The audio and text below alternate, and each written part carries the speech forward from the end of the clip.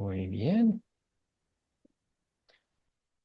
Muy buenas noches a todos y bienvenidos de nuevo a nuestro curso El Dios verdadero.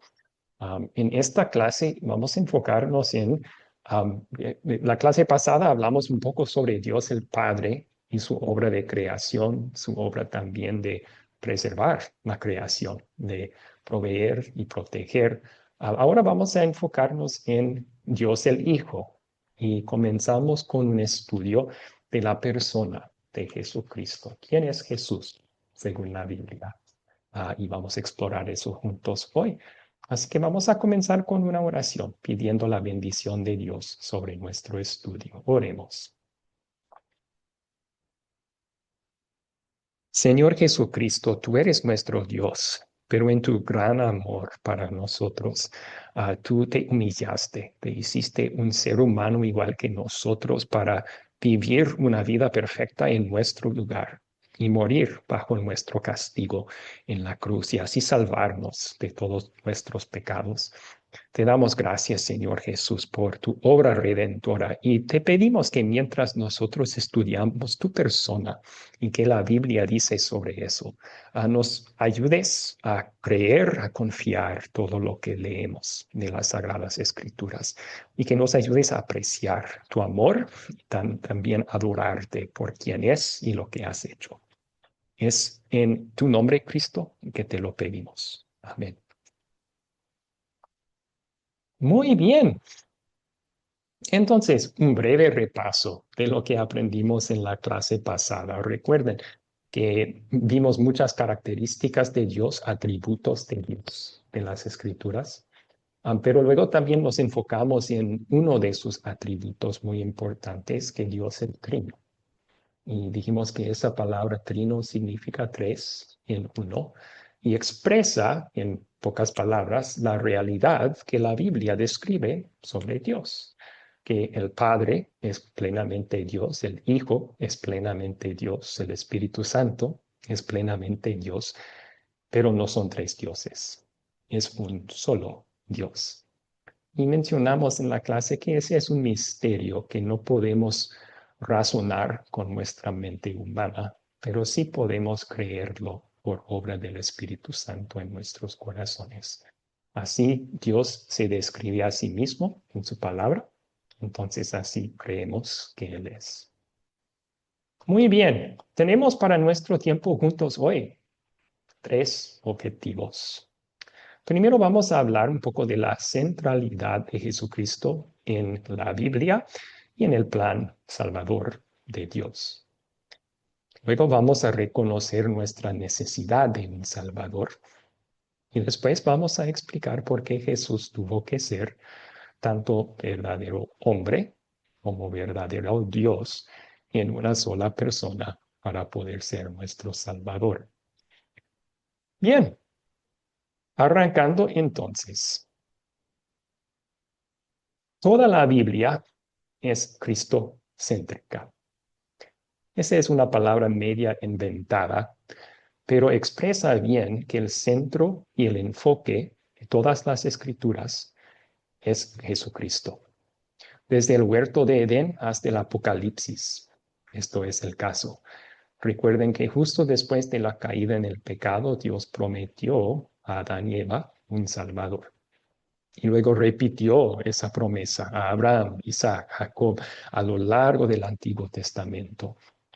Los creyentes del Antiguo Testamento entonces eran salvos en la misma forma que nosotros somos salvos por medio de la fe en el Salvador, solo que ese Salvador no había venido todavía.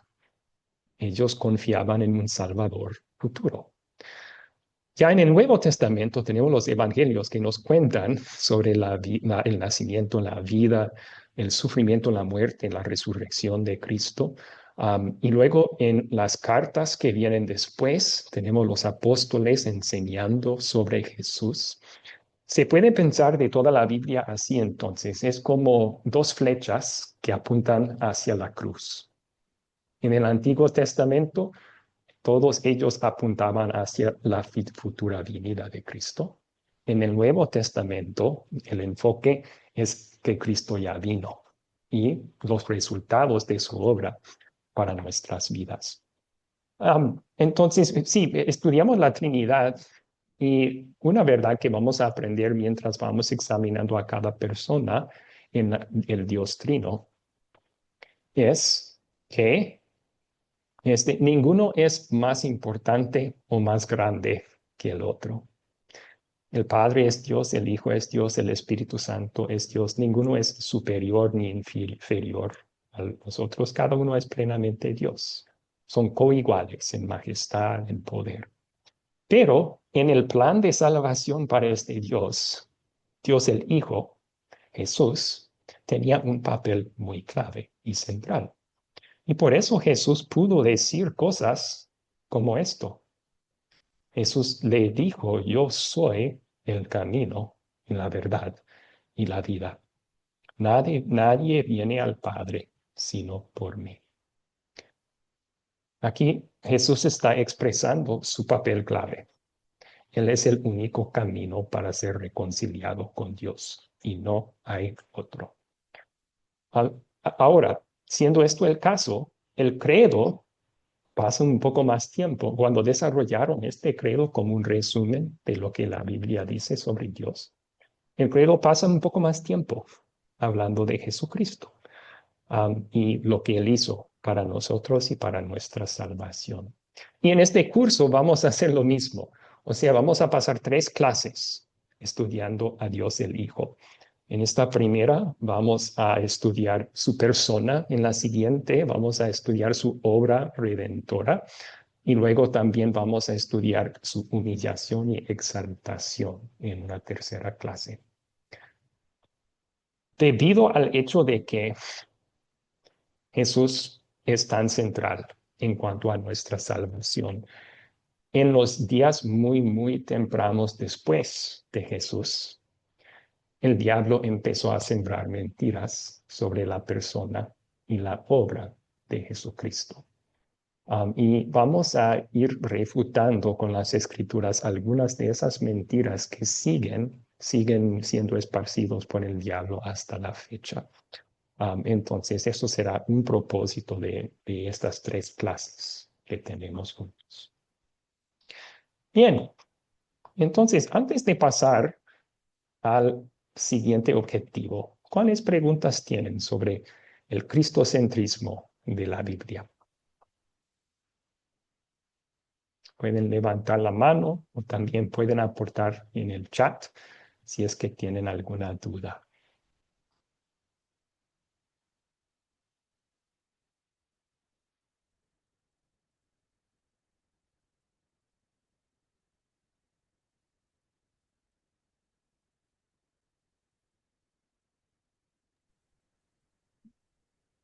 Sí, ¿Fabio tiene pregunta?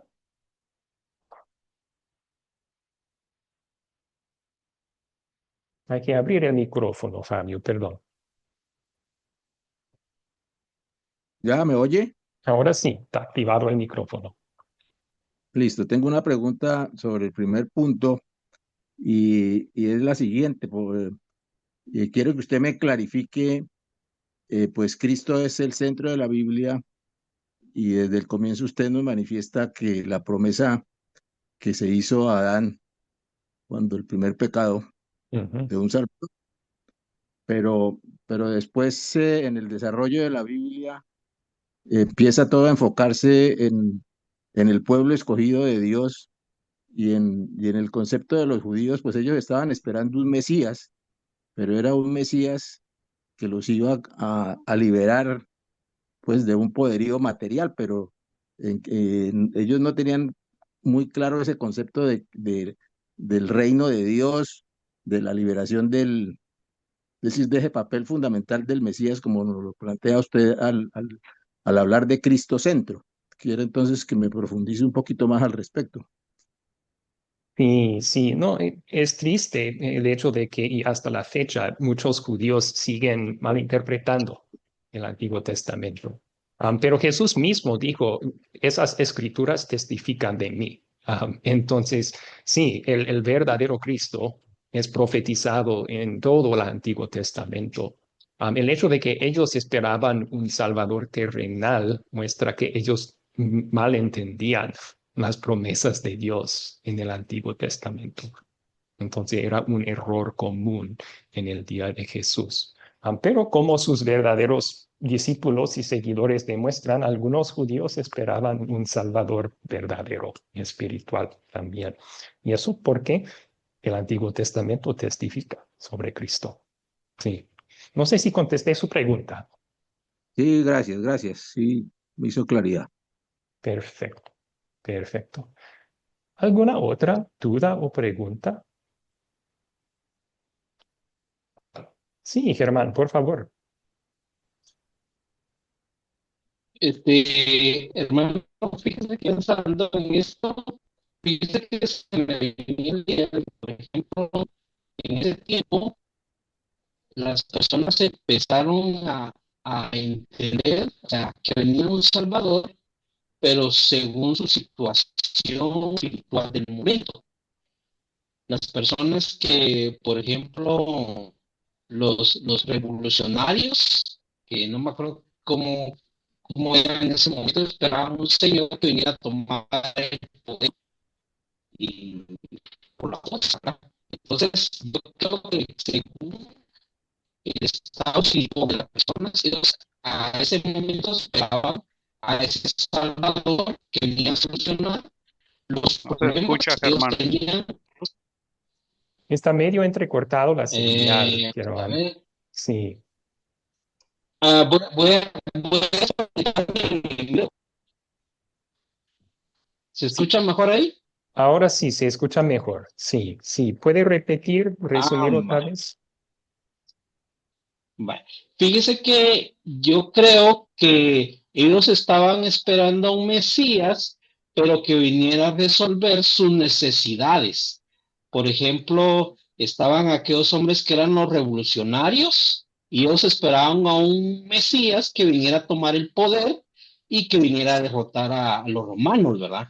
Entonces, por ejemplo, los fariseos esperaban un tipo en su idea, en su pensamiento, un tipo de salvador que les viniera a dar más gloria o algo así, ¿verdad? Entonces, cada persona tenía diferentes necesidades y ellos tenían, conforme a sus necesidades, ellos se hacían a una idea de un salvador, ¿verdad?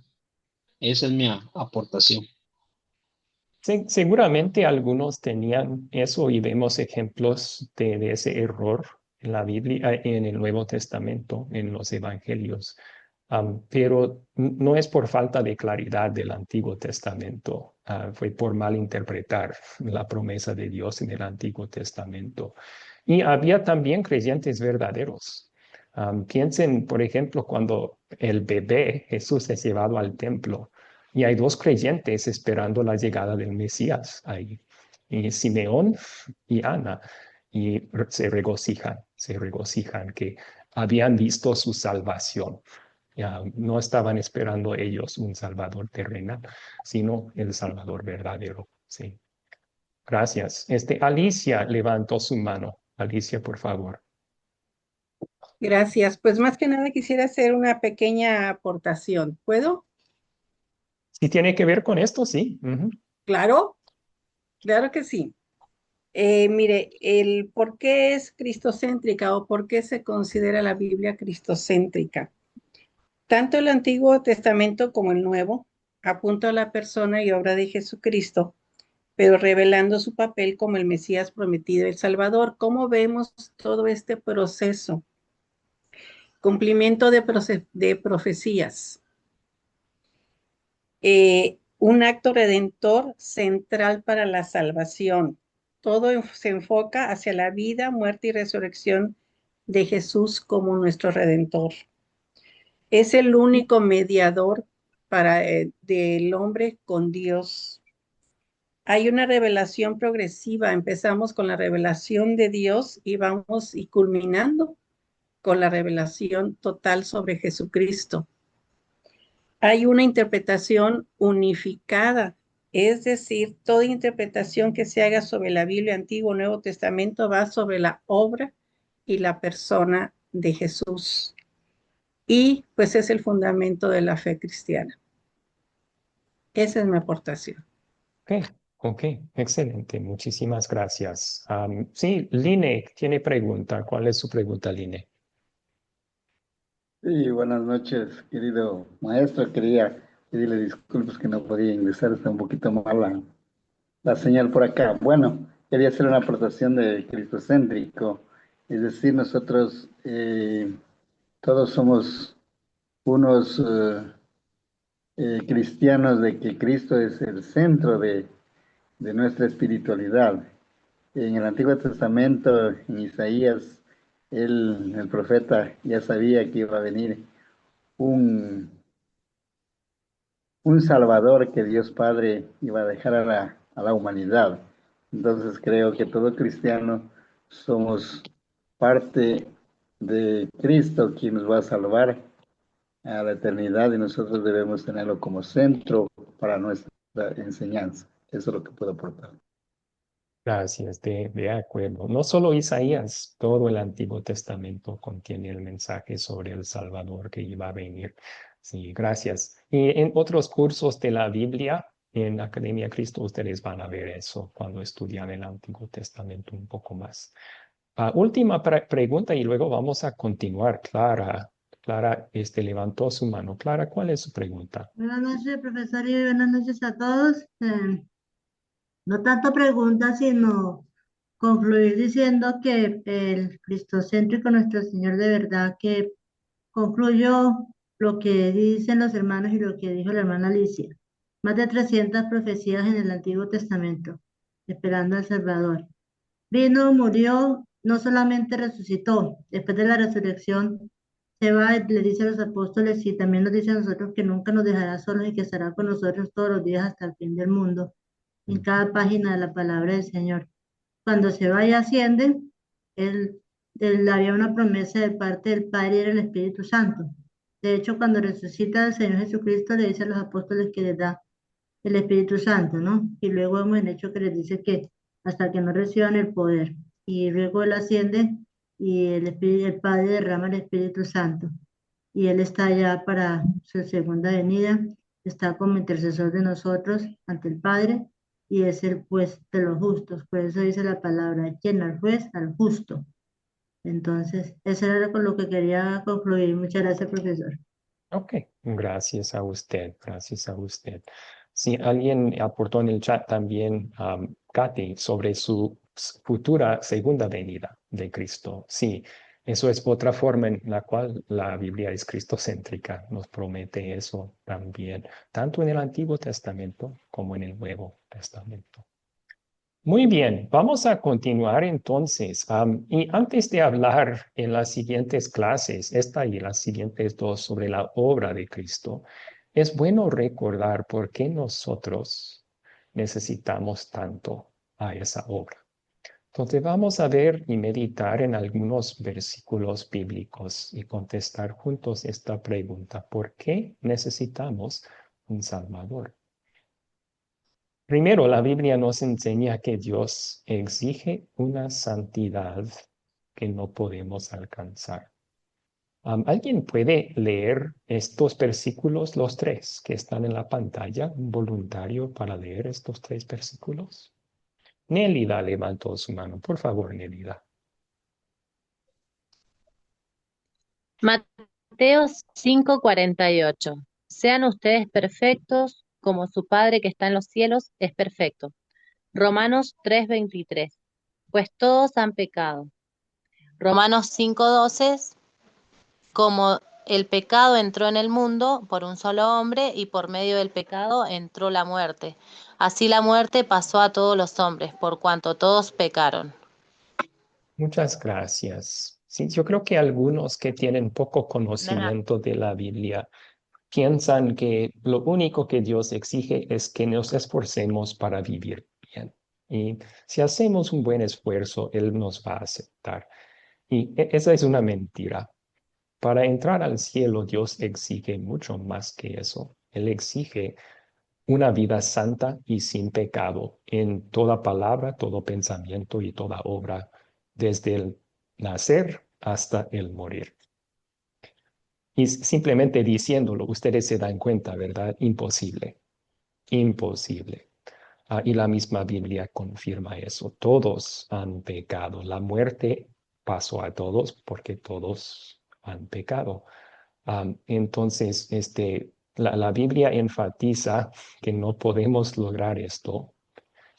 Necesitábamos que alguien nos salvara de los pecados que hemos cometido. Porque la misma Biblia dice que el que peca morirá. Y no solamente muerte física, está hablando ahí de la muerte eterna. También el castigo eterno de Dios es lo que merecemos por no cumplir esta exigencia de Dios.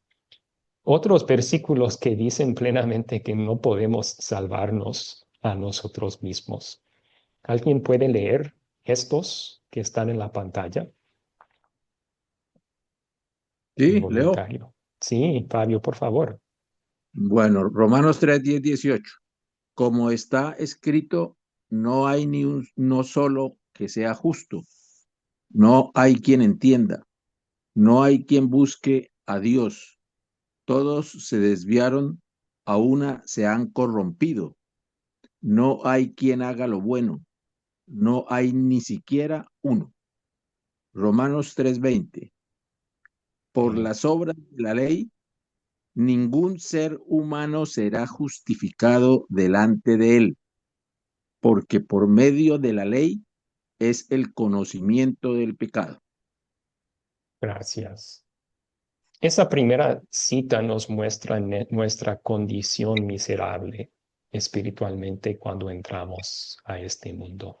Somos pecaminosos y completamente corruptos. Dios está diciendo de la humanidad entera y por naturaleza no hay quien haga lo bueno. No hay ni siquiera uno. Recuerden que sin fe en Cristo es imposible agradar a Dios.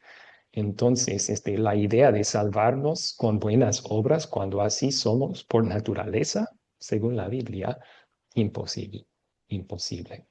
Y en el mismo capítulo, Pablo dice, la ley, su propósito no es para salvarnos con cumplirla.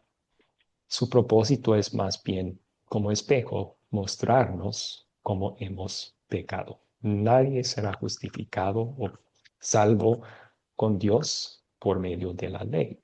Más bien, por medio de la ley, reconocemos nuestros pecados. Cuando yo veo lo que Dios exige de mí, yo también veo todas las veces que yo no he cumplido eso. Y eso me condena, me muestra mi necesidad de un Salvador. Y Dios en su gran amor nos ha enviado justo el Salvador que necesitamos. Dios vio nuestra necesidad y en misericordia nos envió a Jesucristo.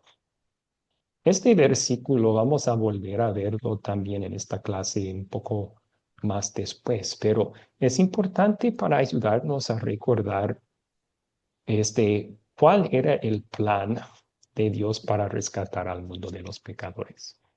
Y se puede resumir en una sola palabra: sustituto. Sustituto. El plan de Dios era enviarnos un sustituto, alguien que iba a tomar nuestro lugar. Recuerda, hay dos sentidos en que necesitamos un sustituto. Primero, no hemos obedecido perfectamente los mandamientos de Dios. Segundo, merecemos por nuestros pecados el castigo de Dios. Entonces necesitábamos a alguien que podría obedecer los mandamientos de Dios perfectamente en nuestro lugar y darnos el crédito por haberlo hecho. Y necesitábamos a alguien que iba a tomar nuestro lugar bajo el castigo de Dios, para así satisfacer la justicia de Dios y salvarnos de ese castigo. Y eso es lo que Cristo vino al mundo a hacer nuestro sustituto. Dice aquí, cuando se cumplió el tiempo señalado, Dios envió a su Hijo que nació de una mujer y sujeto a la ley para que redimiera a los que estaban sujetos a la ley, a fin de que recibiéramos la adopción de hijos. Sujeto a la ley, perdón, quería dibujar aquí. sujeto a la ley es importante ahí. Dios es el que dio la ley. Entonces Dios el Hijo, Jesucristo, no estaba sujeto, no estaba bajo la ley como nosotros. Nosotros seres humanos sí estamos bajo la ley que exige perfección y amenaza castigo para el pecado. Así que para tomar nuestro lugar, para salvarnos, Cristo, quien es Dios, se hizo plenamente ser humano también. Y así Él se sujetó a la ley de Dios para poder vivir perfectamente en nuestro lugar y también sufrir el castigo que nuestros pecados merecían en la cruz en nuestro lugar y salvarnos de ese castigo, así ganarnos perdón. Alguien una vez me lo explicó así. Si Jesús hubiera venido al mundo para salvar a los elefantes, Dios el Hijo se hubiera nacido como elefante.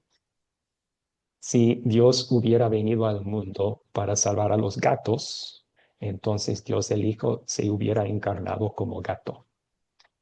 Pero Dios vino al mundo para salvar a los seres humanos. Y por eso era necesario que Dios el Hijo se hiciera un ser humano también, para estar sujeto a la ley, cumplir la ley en nuestro lugar y morir bajo el castigo de la ley en nuestro lugar. Y así llegar a ser nuestro perfecto sustituto en su vida y en su muerte, ganándonos perdón y salvación. Excelente. Hasta allí, ¿alguna otra pregunta?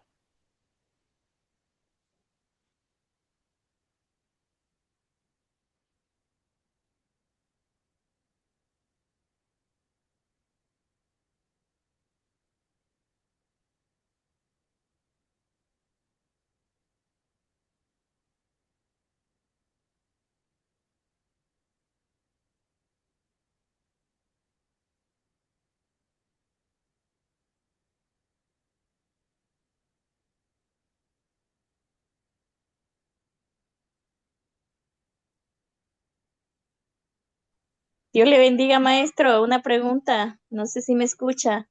Bienvenida, Marina. Buenas noches. Sí, le oigo bien. Bendiciones. Adelante. ¿Cuál es su Entonces, pregunta? amén.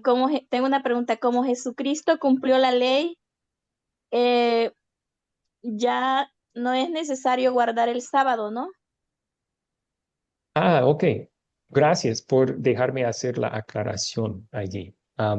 Sí, ustedes van a aprender en otros cursos, en particular uno que se llama Ley y Evangelio, es otro curso de las enseñanzas de Jesús, que ciertos aspectos de las leyes en el Antiguo Testamento eran solo para Israel y solo hasta la venida de Cristo.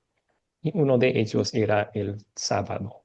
El El, sábado, el ¿no? sábado halló su cumplimiento en Cristo, en el sentido de que Él es nuestro descanso. Ah, Vengan a mí todos los que están trabajados y cargados y yo les haré descansar, Jesús dice, ¿no? Entonces Él es nuestro sábado con Dios. Sí, pero Amén. estamos hablando aquí que esas leyes que son vigentes en toda época, y tenemos un buen resumen en los 10 mandamientos, ¿no? No tendrás otros dioses, no tomarás en vano el nombre de Dios, no matarás, no cometerás adulterio. Esas leyes Jesús vino a obedecer perfectamente en nuestro lugar para poder regalarnos este crédito por su trabajo. Entonces, volvemos a la exigencia de Dios. Para entrar al cielo necesitamos un registro perfecto de obediencia. Yo no lo he logrado, tampoco ustedes. Cristo Amén. vino y se hizo uno de nosotros para lograrlo en nuestro lugar. Y ahora, cuando creemos en Cristo como nuestro Salvador, Dios toma la obediencia de Cristo y la acredita a nosotros. Cuando Dios nos mira, Él mira a la obediencia perfecta de Jesús. Amén. Sí, Amén. gracias por la pregunta, excelente. Gracias, maestro. Amén, amén, amén. Ya Ok. entendí. Germán levantó su mano también. Germán, por favor. Hermano, fíjese que nosotros vemos cómo el Señor Jesús, por medio de su palabra en Juan 6, Él nos, 6 del 38 al 59, Él venía a ser el ejemplo de cómo nosotros debemos vivir, ¿verdad?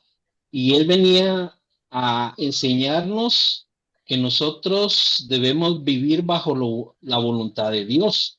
Fíjese, porque Él decía, yo no he venido a hacer mi voluntad, sino que yo he venido a hacer la voluntad de mi Padre. Y entonces ahora nosotros tenemos como en el libro en Efesios 4:13 dice, hasta que todos lleguemos a la unidad de la fe y al conocimiento del Hijo, a un varón perfecto, a la medida de la estatura de la plenitud de Cristo. Ahora nosotros tenemos que llegar a ser como Cristo, siempre siguiendo la voluntad de Dios, que es buena, agradable y perfecta, ¿verdad? Esa es mi aportación. Ok. Yo creo que hay algo de correcto ahí y algo de no. Ah, es cierto que Cristo nos puso un perfecto ejemplo y es cierto que Dios quiere que sigamos el ejemplo de Cristo. Pero lo incorrecto sería, eso no fue el propósito principal de su venida. Si fuera así, estaríamos todos condenados. Porque si Él puso el ejemplo y ahora yo tengo que seguir su ejemplo para llegar al cielo, ¿puedo seguir el perfecto ejemplo de Jesús toda mi vida? Imposible, ¿no? Yo veo cada día que fallo, no soy perfecto como Jesús. ¿Quién me va a salvar de esto? Ese fue el propósito principal de la venida de Jesús, salvarme de eso, ser mi sustituto en la vida y en la muerte, y así ganarme perdón, un registro perfecto de obediencia con Dios y la salvación eterna. Sí. Entonces, sí, gracias por su aporte. Solo agregaría esa aclaración para los demás. Muy bien. Bien, vamos entonces, y él aportó en el chat también. Yo sé que él sabía eso, probablemente solo para todos los demás quería aclarar también. Ok. Am, Amén. Última pregunta. Jimmy Cano levantó su mano y luego tenemos que continuar por cuestiones de tiempo. Jimmy, por favor. Sí, pastor, buenas noches. Sí, acotar algo más nada más, ¿no? De lo que hablaban de que Jesús ya pagó por nosotros y nosotros no vamos a llegar a la perfección que tenía el maestro, ¿no? También podría acotar que Pablo también hace mención de eso, ¿no? Que él mismo dice que quiere hacer lo correcto, pero muchas veces su carne no lo permite. Busca también en la perfección, dice el apóstol Pablo, habiendo sido arrebatado a los cielos con él mismo, con Dios, incluso él mismo, ¿no? Decía que él no alcanzaba esa perfección. Entonces, como un ejemplo quería darlo eso, ¿no? Esa acotación. Gracias. Buen aporte. Buen aporte. Ok, muy bien. Vamos a pasar ahora entonces al tercer objetivo. Y el tercer objetivo es explicar por qué Jesús tuvo que ser verdadero hombre y verdadero Dios. Entonces vamos a comenzar ah, explicando de la Biblia por qué creemos que Jesús es tanto verdadero Dios, Dios el Hijo, y llegó a ser un verdadero ser humano también en su concepción milagrosa por obra del Espíritu Santo en la Virgen María. Pero vamos a hacerlo así. Yo les voy a dividir en grupos pequeños. Y ustedes leyeron Juan capítulo 11 y parte de su tarea era buscar evidencia en esos versículos que Jesús es Dios y también evidencia ahí que Jesús es un ser humano. Entonces, en sus grupos pequeños, les voy a dar unos 5 minutos. Cada estudiante puede aportar, pero que lo mantengan suficiente breve para que todos aporten en los grupos pequeños. ¿Está bien? Amén. Perfecto. Sí, hermano. En Juan 11 yo encontré la humildad y la humanidad de Jesús. En Juan 11, Le puse en mudo porque usted va a contestar eso en su grupo pequeño, Marina, ¿ok? Grupos pequeños. Les estoy dividiendo en grupos pequeños. ¿Está bien? ¿Me escuchan? Sí, Sí, Sí, profesora, sí, Sí, pastor, sí. perfecto. perfecto. Sí, estamos escuchando. Excelente. Ok, sí, en los grupos pequeños pueden aportar lo que aprendieron de Juan 11 sobre la divinidad y la humanidad de Jesús. Ok, ya.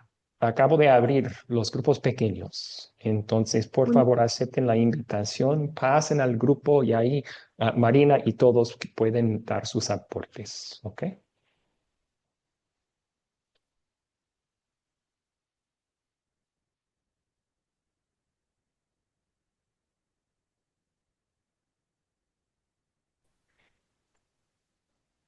Ahí está. Y ahora voy a compartir un resumen.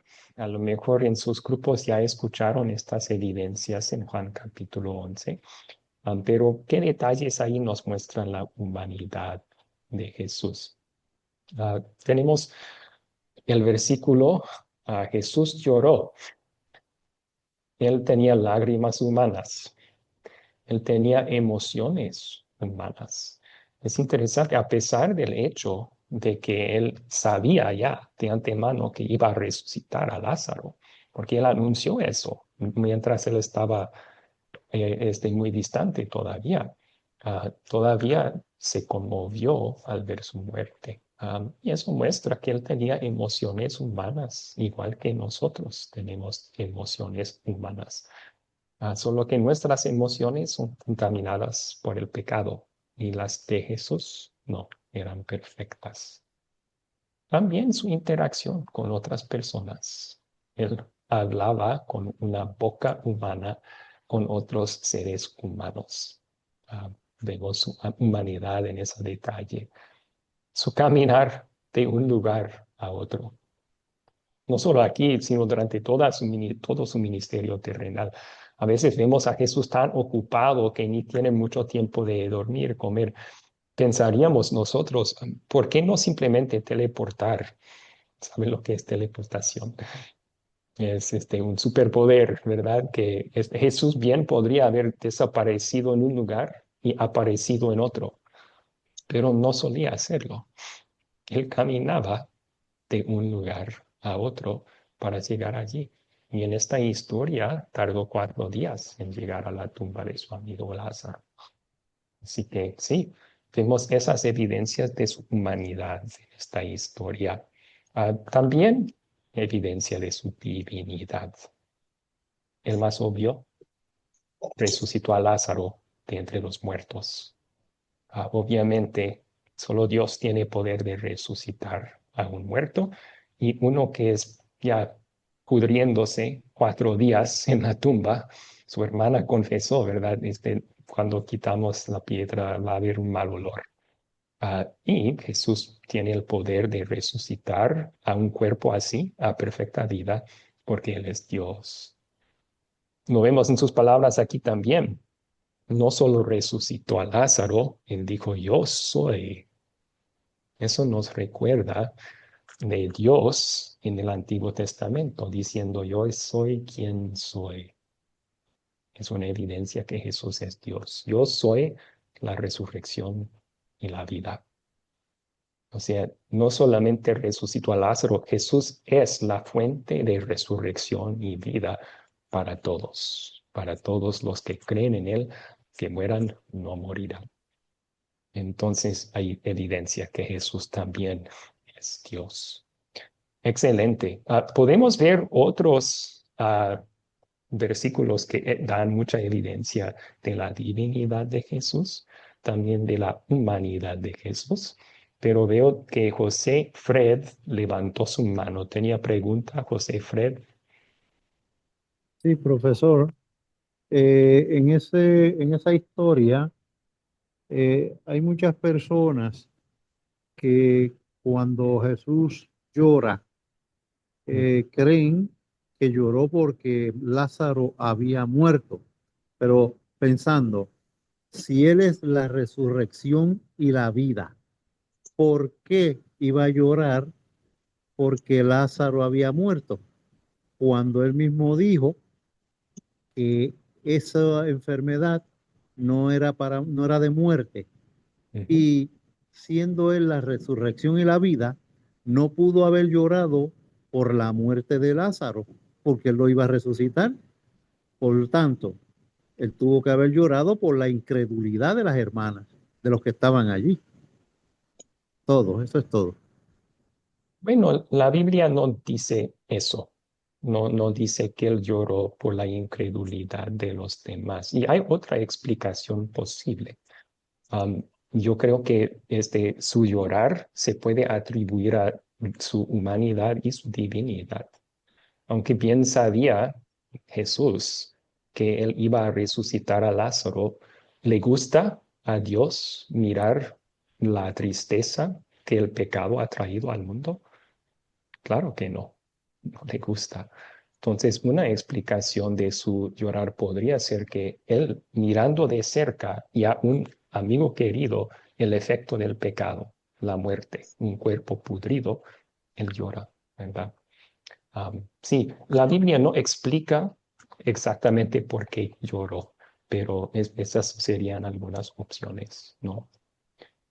Bueno, gracias. Clara levantó su mano también. ¿Cuál es su pregunta, Clara? Pasar precisamente dentro de lo que puedo analizar en el estudio de esta palabra, también él sabe, sí, él sabía que iba a resucitar y todo, pero es que él sintió compasión por los que estaban llorando, ¿sí? Ujú. Porque nosotros todos los que estamos en el Señor sabemos que vamos a estar con el Señor y que vamos a resucitar, pero es muy duro ver partir a un ser querido, ¿no? Y por más nosotros vamos a llorar, vamos a sentir mucha tristeza y también eso fue lo que sintió el Señor. Se Ujú, conmovió de ver la familia, digamos las hermanas y todos llorando por la muerte de él y él también en ese momento sintió tristeza, de ver la tristeza de ellos. Ese es ujú. mi aporte, pastor, gracias. Ok, ok, muchas gracias. Sí, hay un aporte en el chat. Jesús no lloró, mas se conmovió por los que lloraban. Am, bueno, Jesús sí lloró. Yo creo que eso aparece en ese capítulo, ¿no? Jesús lloró, esas palabras exactas. Entonces, sí, lloró Cristo en este capítulo. Bien, Marina levantó su mano. ¿Tenía pregunta, Marina? Sí, sí, profe, no, quiero compartir lo que la hermana acaba de decir, que aquí la Biblia nos dice cuál fue la razón. Está en el 33, Juan 11:33 dice, Jesús entonces tiene punto, al verla llorando, tiene punto, y a los judíos que le acompañaban también llorando, se estremeció en espíritu y se conmovió. Se conmovió al ver la incredulidad de ellos que lloraban pensando que Jesús no iba a poder resucitar, me imagino, a Lázaro. Entonces la dureza de corazón de ellos lo estremeció en el espíritu y pues también lloró. Pero dice Ujú. ahí que Amén. lloró por su incredulidad, o puede ser que No, lloró dice por que ver la lloró tristeza al de verlo, ellos. al ver la tristeza de ellas y de Ujú, los que lo acompañaban, que ujú, lloraban. Entonces también dice que se estremeció en el espíritu y se conmovió. ujú. Amén. Sí, sí, sí. Entonces, cuando la Biblia da una explicación, podemos ser muy fuertes y decir eso es lo que pasó. Pero a veces hay detalles que no se explican completamente y luego hay posibilidades. Y gracias por compartir que Amén, esa amén, parte, hermana. ese detalle se me había olvidado, que al ver la tristeza de ellos se conmovió. Pero Amén. luego hay dos explicaciones o más. Tal vez lloró por su incredulidad. Puede ser. Eso lo hizo en otras ocasiones. Jerusalén, Jerusalén, lamentó Amén. Jesús. O tal vez lloró porque compartió su tristeza. O sea, le duele cuando otros seres humanos están dolidos. Y eso Amén. sería muy apropiado de Jesús también. Es compasivo así. Fue la humanidad de él. Amén. Gracias, gracias por compartir. Bueno, ahora sí, otras evidencias de la Biblia que Jesús es verdadero Dios. Teólogos que estudian esto dan 4 categorías de evidencia bíblica que Jesús es Dios. Y vamos a ver cada uno de estos. La primera categoría es la Biblia le da títulos divinos a Jesús. La segunda es que la Biblia atribuye características divinas a Jesús. La tercera es la Biblia atribuye acciones divinas a Jesús. La cuarta es la Biblia atribuye adoración divina a Jesús.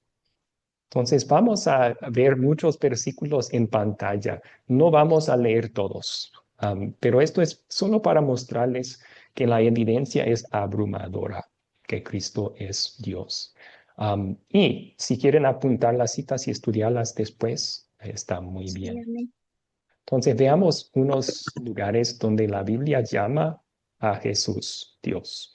Utiliza títulos divinos para Jesús.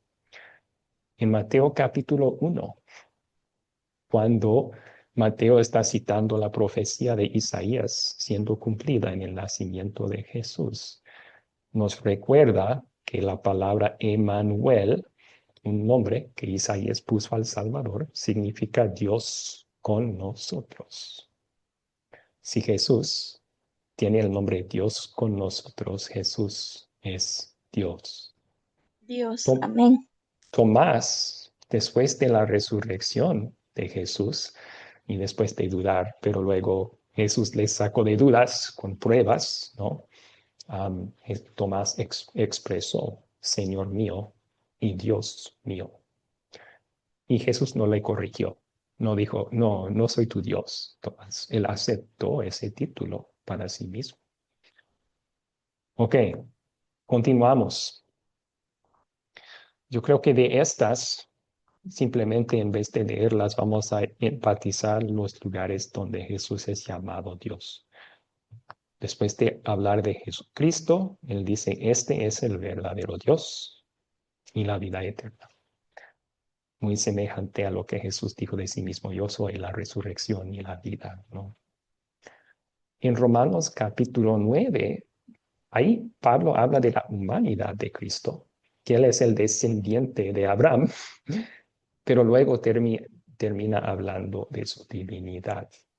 A Cristo, el cual es Dios sobre todas las cosas. Ahora la siguiente categoría. La Biblia le atribuye a Jesús características divinas. Una de esas características es omnipotencia. Jesús creó el mundo. En Juan capítulo 1, versículo 3, Juan dice sobre Jesús, todas las cosas por él fueron hechas, y sin él, nada de lo que ha sido hecho fue hecho. Entonces, vimos en la clase pasada, Dios Padre creó el mundo, pero aquí vemos que Dios el Hijo estaba involucrado en eso también. Y sin él, nada de lo que había sido creado hubiera sido creado. Creo que este es muy importante porque hay ciertas sectas hasta la fecha que nos dicen que no, Jesús no es Dios. Él es la primera creación de Dios. Dios el Padre creó a Jesús antes de crear a los demás.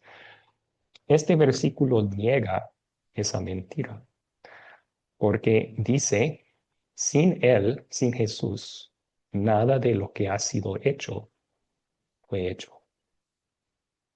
Eso deja en claro, Cristo tiene que ser el Dios que creó todo lo demás. Él no es un ser creado. Hebreos 13, versículo 8 dice que Jesús es inmutable, no cambia. Eso es un atributo que solo aplica a Dios. Y aquí lo aplican a Jesús. Entonces Jesús tiene que ser Dios. Juan 21, lo citamos la vez pasada. Pedro dice que Jesús es omnisciente, todo lo sabe. Ahora, le atribuye acciones divinas a Jesús.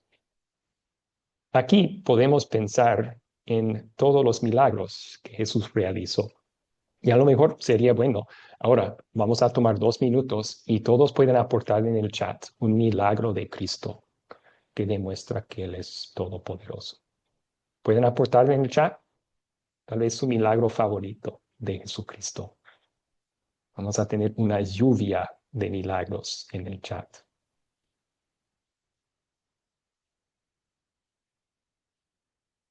Amigos, ya están llegando las respuestas. El maná del cielo. Ok, sí, es un milagro del Antiguo Testamento, pero él sanó a un paralítico, echaba fuera demonios. Sí, muy bien. Sigan aportando ahí. La resurrección de Lázaro que acabamos de ver, muy bien. Resucitó a la niña de Jairo, también sanó a la mujer del flujo de sangre. Excelente. El agua convertida en vino, su primer señal. Am, excelente. Multiplicó a los 5 panes y los pescados para alimentar a más que 5,000. Excelente. Curó a los 10 leprosos. Gracias por sus aportes ahí. Tenemos mucha evidencia que cosas que solamente Dios puede hacer, Jesús los podía hacer también. Entonces Jesús es Dios, es otra evidencia de la divinidad de Jesús. Y por último, la Biblia atribuye a Jesús adoración divina. Aquí tenemos 2 ejemplos de esto, que la Biblia dice que debemos adorar a Dios y debemos adorar a Jesús. Entonces Jesús tiene que ser verdadero Dios. Jesús dice en Juan 5 para que todos honren al Hijo tal y como honran al Padre. Si fuera Jesús un mero ser humano, estas palabras serían blasfemia. Él estaría diciendo, ustedes tienen que honrarme a mí tal y como honren a Dios el Padre. Pero obviamente no es blasfemia, él es Dios el Hijo. Entonces es muy apropiado que Él diga, adoren a mí igual que adoran a Dios. Y vemos en Apocalipsis 5 a los creyentes en el cielo haciendo justo eso. Están alabando y adorando al que está sentado en el trono, Dios el Padre, y al Cordero. Sean dadas la alabanza, la honra, la gloria y el poder con los siglos. Atribuyen la misma adoración tanto al Padre como al Hijo. Entonces, otra evidencia que tenemos ahí que Jesús es Dios. Vamos a resumir la evidencia que Jesús también es un verdadero hombre un poco más rápido. Y eso simplemente porque hoy en día no hay muchos que niegan eso. Hay sectas que niegan la divinidad de Jesús. Hay muy pocos que niegan la humanidad de Jesús. Hasta muchos incrédulos piensan que Jesús era algún ser humano que vivió en algún tiempo. Pero sí, vamos a dar evidencia bíblica más rápida de esto. La Biblia le llama un hombre en varios lugares y en muchas maneras. Hay un solo Dios, un solo mediador entre Dios y los hombres, que es Jesucristo, hombre. Ahí la Biblia lo llama un hombre. Tenemos también características y acciones humanas que la Biblia atribuye a Jesús. Fue concebido y nació. Creció y se fortaleció. O sea, vemos a Cristo como bebé en la Biblia, luego como niño, luego como adulto. Dormía. Hay esa historia cuando había una tormenta en el mar de Galilea y Jesús estaba dormido en la popa. Se cansaba, dormía igual que cualquier otro ser humano. Murió. Tal vez la evidencia más fuerte de su humanidad es que murió una muerte verdadera. Y al resucitar, los discípulos pensaban, este es una fantasma. Y Jesús tenía que asegurarles, no, soy yo en carne y hueso. No, tóquenme y vean, porque un espíritu no tiene carne ni huesos como ven que yo tengo. Tenía un cuerpo humano igual que el nuestro. Entonces, la Biblia resume que él era humano en todo sentido, igual que nosotros, menos uno. No pecó. Y eso para salvarnos, para vivir perfectamente en nuestro lugar como nuestro sustituto bajo la ley y morir por nuestros pecados también. Muy bien, ya después de ver esas evidencias, ¿surgió alguna pregunta? Voy a ver, hay algunos aportes en el chat. Sí, más milagros, excelente, más milagros que fueron mencionados ahí.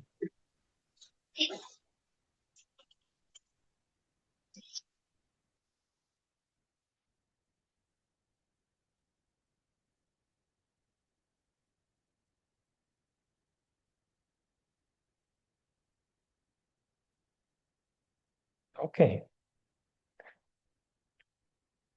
¿Alguien tiene preguntas sobre la humanidad de Jesús o la divinidad de Jesús?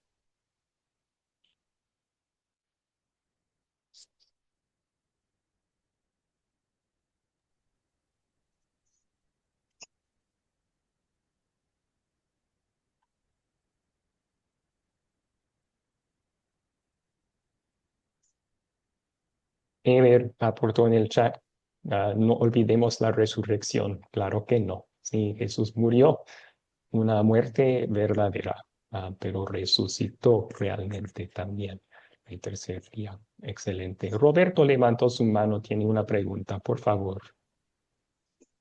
No, tenía una duda en la parte de la crucifixión de Jesús, cuando él le pide al Padre si podía pasar esta copa, pero que no se haga mi voluntad sino la tuya. ¿Se refería a la naturaleza humana de él seguramente? Bueno, sí, algo que, y esto es algo que vamos a explorar juntos también al final de esta clase. No podemos dividir la naturaleza humana y divina de Jesús. Sería un error tratar de decir, esto lo hizo solamente según su naturaleza humana, esta solamente según su naturaleza divina. Desde el momento de su concepción y hasta la fecha, o sea, hasta la fecha, Jesús, la persona de Jesús, él es 100% ser humano, pero también 100% Dios en una sola persona. Y las acciones que hacía en la tierra, él lo hacía conforme las dos naturalezas porque están unidas en la persona de Jesucristo. Sí, entonces ahí en el huerto de Edén vemos su angustia, ¿no? Su angustia pensando en lo que iba a sufrir el día después y estaba viviendo una vida perfecta en nuestro lugar porque ¿qué hizo con su angustia? Lo llevó a Dios en oración y lo encomendó a la voluntad de Dios. Que no se haga mi voluntad, sino la tuya. Entonces estaba viviendo perfectamente como nuestro sustituto ahí. Pero ahí sí, tal vez podemos atribuir eso más a su naturaleza humana, pero lo hizo con las dos naturalezas, porque no podemos separarlas en la persona de Cristo. Amén. Amén, gracias, hermano. Gracias por la pregunta. Muy bien, Marina levantó su mano, por favor. Sí, sí, maestro, también nos muestra su divinidad, que fue humano, pero sin pecado, no pecó en los 33 años que anduvo en la tierra. Él nació santo y fue santo y se dio a una vida de pecadores por amor a nosotros. Amén. Sí, gracias.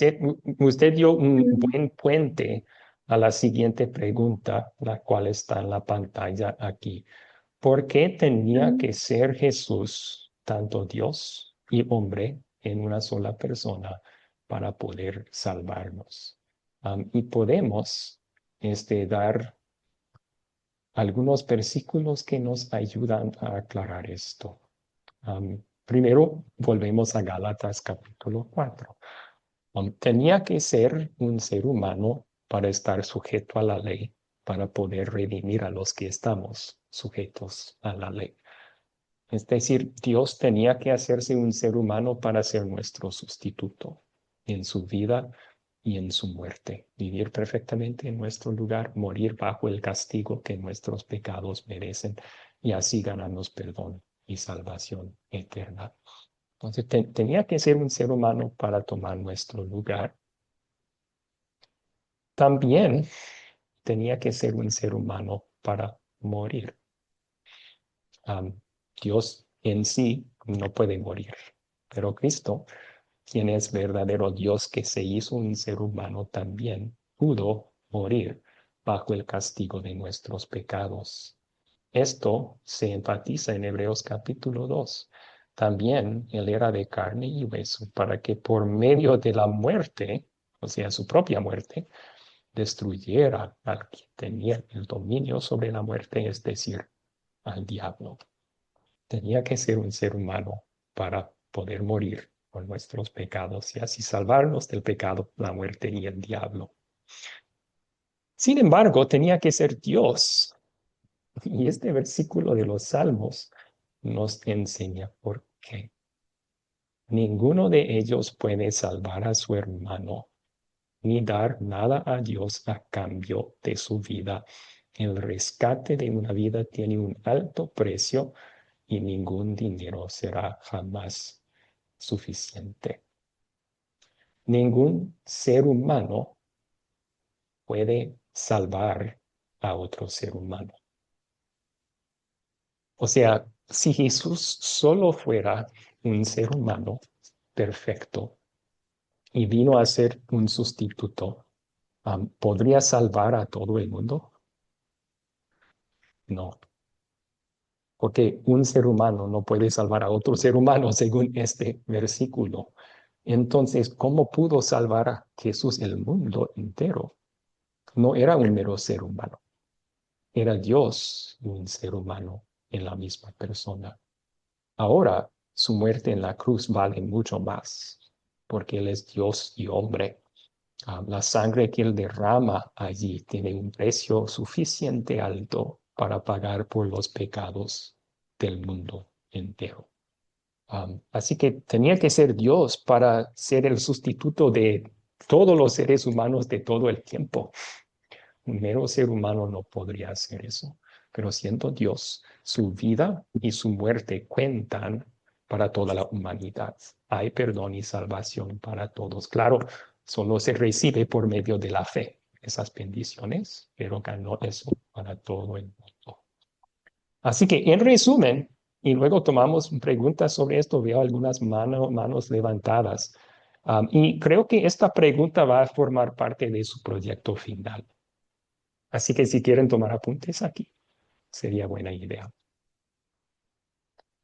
Jesús tenía que ser verdadero hombre para someterse a la ley de Dios en nuestro lugar, o sea, obedecer los mandamientos de Dios perfectamente por nosotros en nuestro lugar como nuestro sustituto y sufrir y morir bajo el castigo que nosotros merecemos.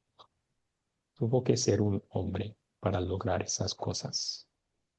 En resumen, para ser nuestro sustituto.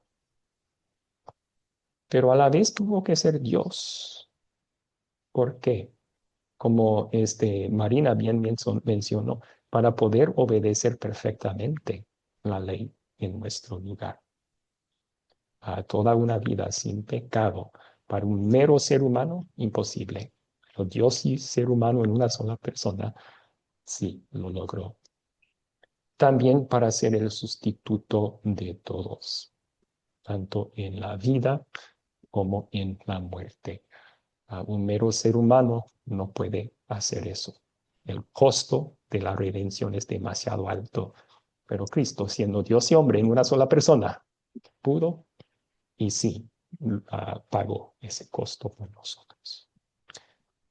Excelente, gracias por su paciencia. Vamos a tener una actividad final, pero podemos tomar preguntas si hay. Marina levantó su mano. ¿Cuál es su pregunta?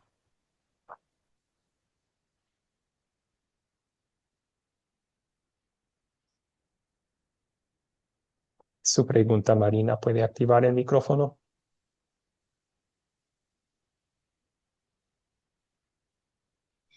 Hermanito, es que aquí me aparece en mi celular. La reunión se está transcribiendo, aceptar, dice. Sí, eso quiere decir que alguna estudiante puso subtítulos. Entonces, todo lo que estamos diciendo se está transcribiendo a subtítulos. ¿Le doy a aceptar? Sí, sí, no hay ningún problema. No vamos a utilizar esta información o compartirla con nadie más. Entonces, sí, puede aceptar. ¿Ok? Por eso creo que estaba la mano levantada, maestro. Gracias, sí, sí le estoy entendiendo. Recording in progress. Ok, perfecto, perfecto. Bueno, ¿alguna otra pregunta sobre esto? Am, sí, Jimmy aportó en el Sí, chat, nos sustituyó como ser humano y revivió en su divinidad. Bueno, yo mm, tendría que corregir eso. Sí tuvo que ser un ser humano para sustituirnos, pero nos sustituyó como Dios y hombre en una sola persona. Y se resucitó así también. Siempre, otra vez, no queremos separar esas dos naturalezas de Cristo. Están unidas en la persona de Jesús. Sí. Ok. Muy bien. Otros buenos aportes ahí. ¿Alguien tenía pregunta? Por favor. por una consulta, disculpe Ujú. la pregunta. Lo que estaba viendo también es que Jesús cumple los requisitos del cordero, del sacrificio, porque si vemos la parte del credo, Pilato lo examinó y no vio nada, ¿no? Malo en él, igual que el cordero.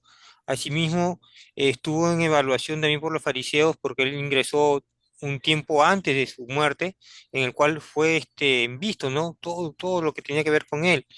Y así va cumpliendo todos los requisitos que se necesitaba para que el cordero pueda pasar al sacrificio. Sí, sí, de acuerdo. Y de hecho, todo el sistema de sacrificios del Antiguo Testamento enseñaba a Israel que el Salvador iba a ser su sustituto. Porque ¿qué hacía el varón israelita cuando trajo a un sacrificio de una oveja, por ejemplo? Tenía que poner su mano sobre la cabeza, confesar el pecado y luego matar la oveja. La idea es, este animal está muriendo en mi lugar para que Dios me perdone. Am, bueno, obviamente un animal no puede sustituirnos, pero era una señal que estaba apuntando hacia el futuro, que Jesús sí iba a ser ese cordero que nos sustituyó, tomó nuestro lugar bajo la ira de Dios para poder ganar nuestro perdón. Muy bien, Amén, pastor. gracias. Ok. ¿Alguna otra pregunta?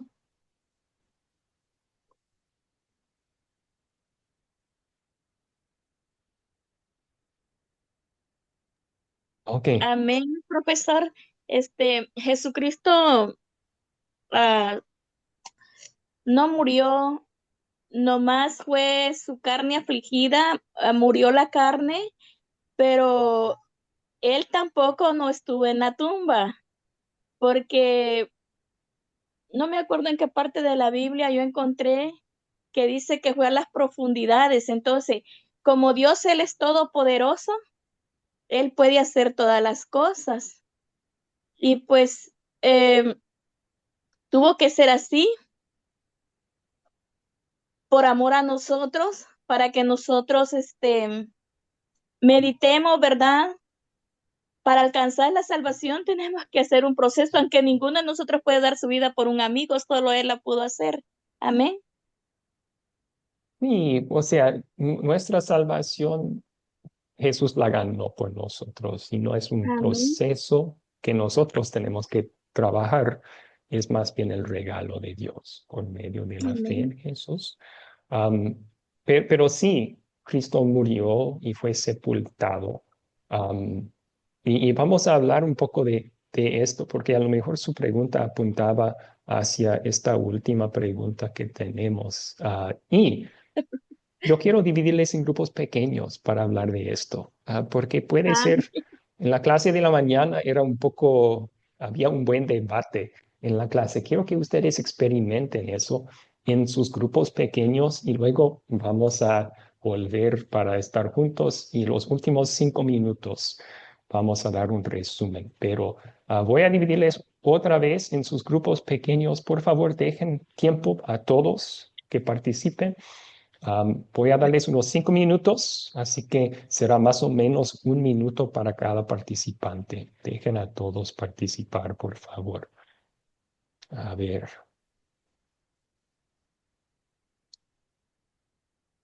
Ya está. Debe haber aparecido en sus pantallas una invitación para entrar al grupo pequeño. Por favor, entren allí y contesten esta pregunta. ¿Está bien decir que Dios murió en la cruz? Explique su respuesta.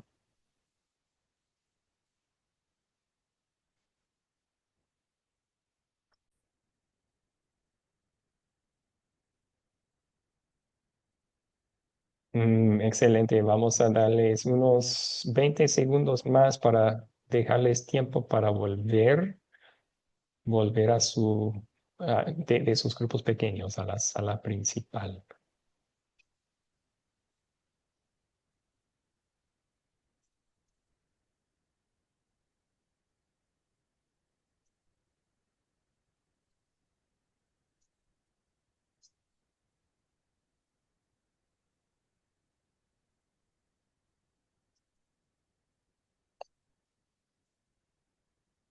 Ahora sí están apenas volviendo a entrar todos casi completos. Está Todos. interesante la pregunta.